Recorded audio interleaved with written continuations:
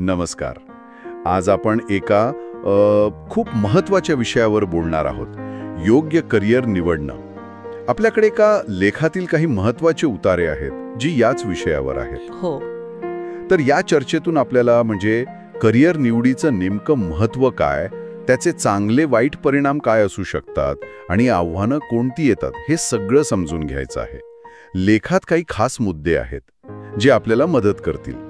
Okay, चला तर मग सुरू करूया. हो, आणि लेखात एक छान मुद्दा मांडला आहे की शिक्षण जर आवडीच्या करिअरला धरून असेल तर ते ओझं नाही वाटत, उलट ती एक प्रवासासारखी वाटते. हा विचार खूप महत्वाचा आहे, नाही का? बरोबर. सुरुवात महत्वापासून करूया. लेखात एकदम स्पष्ट म्हटलंय की हा निर्णय फक्त नोकरीपुरता नसतो. आपल्या आयुष्याची एकूण गुणवत्ता, आपलं समाधान, आपलं भविष्य या सगळ्यावर याचा परिणाम होतो.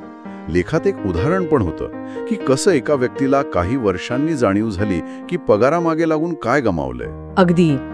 आणि लेखातच म्हटलंय की हे महत्त्व फक्त आर्थिक नाहीये, म्हणजे पैसा महत्वाचा आहे, पण कामातून मिळणारा आनंद, आपण काहीतरी चांगलं करतोय ही भावना, हे पण तितकंच महत्वाचं आहे. हे महत्त्व जर आधीच ओळखलं तर पुढचे निर्णय सोपे होतात.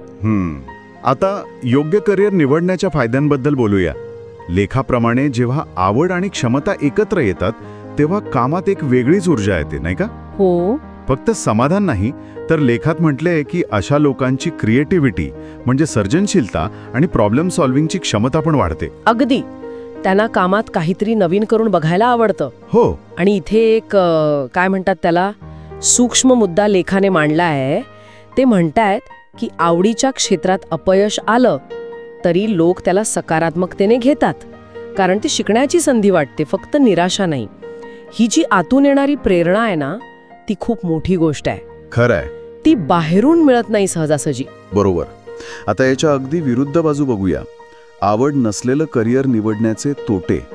लेखात फक्त असमाधान किंवा कंटाळा नाहीये, त्यात करिअर बर्नआउटचा धोका कसा वाढतो यावर पण भर दिलाय. सतत नावडतं काम केल्यामुळे मानसिक आणि शारीरिक थकवा येतो आणि त्याचा परिणाम फक्त कामावर नाही तर पर्सनल लाईफवर पण होतो. हो ना. आणि लेखात एक प्रकारे इशाराच दिला आहे की हे जे असमाधान आहे ते हळूहळू आपल्या स्वभावात उतरू शकतं. मग व्यक्ती जास्त चिडचिडी होते किंवा नकारात्मक विचार करू लागते.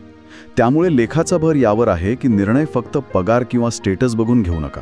आणि याचा थेट परिणाम भविष्यातल्या संधींवर कसा होतो? लेखातल्या एका विश्लेषणानुसार योग्य करिअर निवडलं तर फक्त प्रमोशन नाही मिळत, तर त्या क्षेत्रात तुमची एक वेगळी ओळख बनायला मदत होते. हो.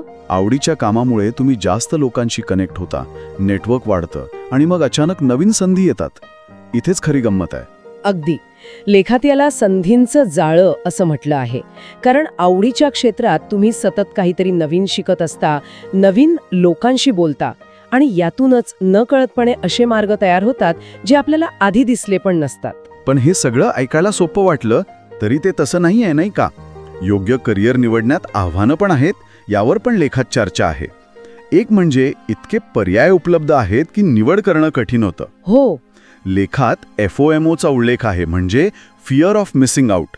सतत वाटतं की दुसरं काही निवडलं असतं तर बरं झालं असतं का. बरोबर. आणि मग पालकांचा दबाव, समाजाच्या अपेक्षा, हे तर आहेच. हो. आणि लेखात अजून एक महत्वाचा मुद्दा आहे, विश्लेषणाचा पक्षाघात, म्हणजे अनालिसिस पॅरालिसिस. इतकी माहिती गोळा करतो माणूस, इतके पर्याय बघतो की शेवटी निर्णयच घेता येत नाही. भीती वाटते की निर्णय चुकलात तर. ही आव्हानं समजून घेणं गरजेचं आहे. मग यावर मात कशी करायची? योग्य करिअर निवडण्यासाठी काही टिप्स पण दिल्या आहेत लेखात. पहिली गोष्ट म्हणजे आत्मपरीक्षण. माझी आवड काय आहे, माझ्यात नैसर्गिक क्षमता काय आहे हे ओळखणं. दुसरी, संशोधन. फक्त वरवरची माहिती नाही, तर त्या करिअरमध्ये रोजचं काम कसं असतं, लोकांचे अनुभव काय आहेत हे खोलात जाऊन बघणं. बरोबर. आणि तिसरं, मार्गदर्शन. लेखात म्हटले की फक्त सल्लागार नाही, तर त्या क्षेत्रात जे प्रत्यक्ष काम करतात म्हणजे मेंटॉर्स, त्यांचं मार्गदर्शन जास्त उपयोगी ठरू शकतं. आणि इथे लेखाने अजून एक चांगली गोष्ट सांगितली आहे, प्रयोगशीलता. म्हणजे शक्य असेल तर इंटर्नशिप किंवा व्हॉलेंटिअरिंग करून प्रत्यक्ष अनुभव घ्या. पुस्तकी ज्ञानापेक्षा तो अनुभव जास्त महत्वाचा ठरतो कधी कधी. म्हणजे आत्मचिंतन, संशोधन आणि प्रत्यक्ष अनुभव या सगळ्याचा समतोल साधायला हवा. अगदी. तर या सगळ्याचा अर्थ काय? लेखाच्या आधारावर असं म्हणता येईल की योग्य करिअर निवडणं ही एक विचारपूर्वक आणि सतत चालणारी प्रक्रिया आहे. बरोबर. हा फक्त एकदाच घ्यायचा निर्णय नाहीये. अनुभवानुसार बदल करण्याची तयारी पण हवी. आपल्या मूल्यांना आणि आवडींना महत्त्व देणं महत्त्वाचं आहे. नक्कीच. लेखाचा सार मला वाटतं हाच आहे की माहिती मिळून, स्वतःला नीट ओळखून आणि भविष्याचा विचार करून घेतलेला निर्णय तो फक्त यशस्वी नाही तर आनंदी करिअरकडे घेऊन जातो. फायदे तोटे दोन्ही बाजू समजून घेणं आवश्यक आहे. उत्तम. आजच्या या चर्चेतून करिअर निवडीच्या प्रक्रियेतले अनेक महत्त्वाचे पैलू आपल्या समोर आले असतील असं वाटतं. हो. आणि जाता जाता एक विचार नक्की करण्यासारखा आहे. आपल्या क्षमता, आपल्या आवडीनिवडी आणि बाजारातल्या संधी यांचा मेळ घालताना आपण स्वतःच्या समाधानाला नेमकं किती महत्त्व देतो याचं उत्तर कदाचित प्रत्येकासाठी वेगळं असेल. विचार करायला हवं.